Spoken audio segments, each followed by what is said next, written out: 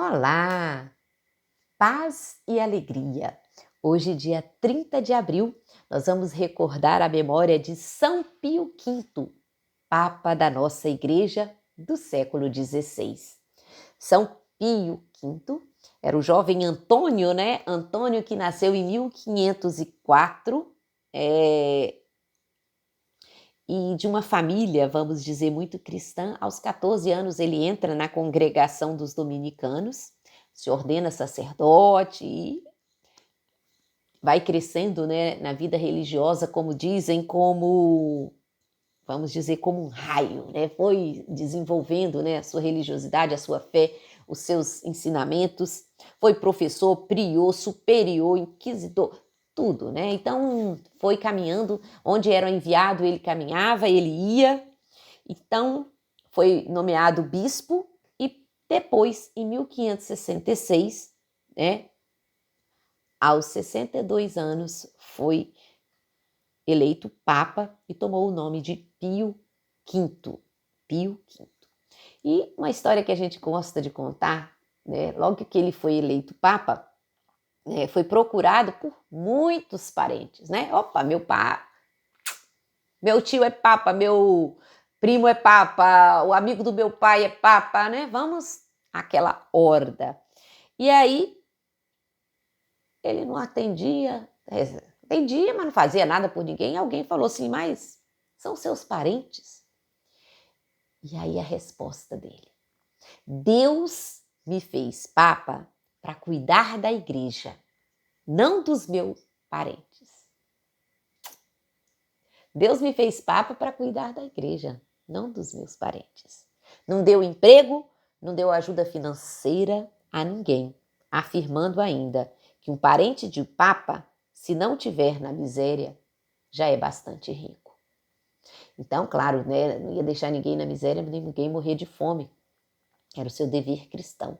Mas ele não usou do ser Papa para conseguir bens e poder para sua família, para os seus parentes. Então foi esse o início do seu pontificado, e aí vai fazer também muitas mudanças no plano pastoral, né? Tem o concílio de Trento, que tinha acontecido tinha pouco tempo, e uma das coisas que ele coloca é a obrigatoriedade do bispo residir,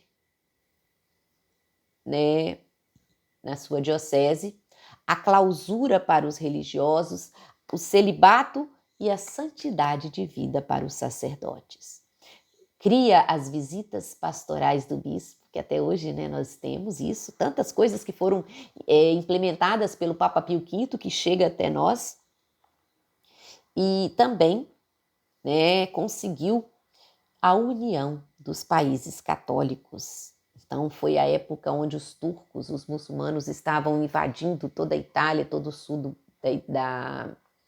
da Europa, e com a união dos países cristãos católicos, ele conseguiu, né, a vitória para que os invasores saíssem.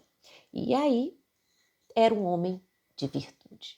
Segundo os estudiosos daquela época, os textos que ficam, que não existiu virtude que ele não praticou.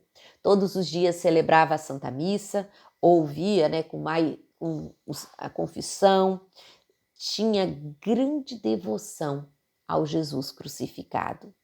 Diz, né, a sua biografia que um dia, quando ia beijar o crucifixo, conforme a sua tradição, todo dia, né, toda hora que ele passava, a imagem retirou-se e levantou-se. Então ele ia abaixar, a imagem retirou-se. Quando ele levantou, a pessoa que vinha atrás tentando matá-lo com esse movimento brusco não conseguiu. Então a gente vai ver que Deus agiu na vida dele. Então, aquele levantar-se da imagem não teve como ele beijar, e o pó do veneno que estava ali não foi contaminado. Então, a gente vê um livramento muito grande. Mas por quê? Porque era um homem de fé, um homem de oração. Deus tinha um projeto, um plano e ele estava dizendo sim a esse, né? Tem também um testemunho dele numa quinta-feira santa, na cerimônia do lava-pés. Entre os 12 que tinham lá para ser lavados os pés, tinha um que estava com uma ferida, sabe aquelas feridas purulentas que jorra pus, que fede, e estava lá. E ele lava, beija a ferida com toda ternura, com todo carinho. Diz que naquele momento tinha um alto, né, funcionário do Império Inglês, que não era católico, que ao ver aquele gesto de humildade e de amor, imediatamente se converte. Então, esse nosso querido Papa Pio V, né, que deixa para nós esse testemunho de uma santidade tão grande, que absorve, né, todo o nosso entendimento. Amigo da oração, né? E dizem que naquela época, né, os turcos que lutavam contra os cristãos, eles diziam que eles tinham mais medo da oração do Papa do que dos exércitos cristãos. Então, uma oração tão intensa que movia montanhas, como dizia Jesus, né? Aquela fé que move montanha. Amor pelos pobres, amor pelos doentes, gozava da preferência, né, daqueles que estavam abraçando a fé, porque era acolhido e amados. Perdoava a todos, com todo carinho, com toda misericórdia. Nunca se ouviu dizer que ele ofendeu alguém. Então, o nosso querido Papa Pio V era amigo do trabalho. Trabalhava o tempo todo e quando não estava trabalhando, estava em oração. Todo o tempo. Alguém uma vez lhe aconselhou: poupa seu tempo, descansa um pouco, poupa a sua saúde. E ele respondeu: Deus me deu esse cargo não para que vivesse segundo a minha comodidade, mas que trabalhasse para o bem dos meus súditos.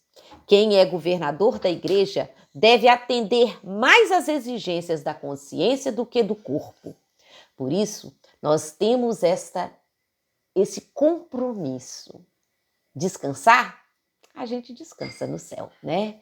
Então, que São Pio V venha interceder por todos nós, pela sua igreja, por cada um de nós, pelo nosso Papa. Ele morreu no dia 15 de maio de 1572. Seu pontificado durou 6 anos e 3 meses, né? Com tão pouco tempo, quanta coisa nosso Papa deixou para nós. Então, que nós peçamos hoje a intercessão do nosso Papa pela nossa igreja, por todos nós.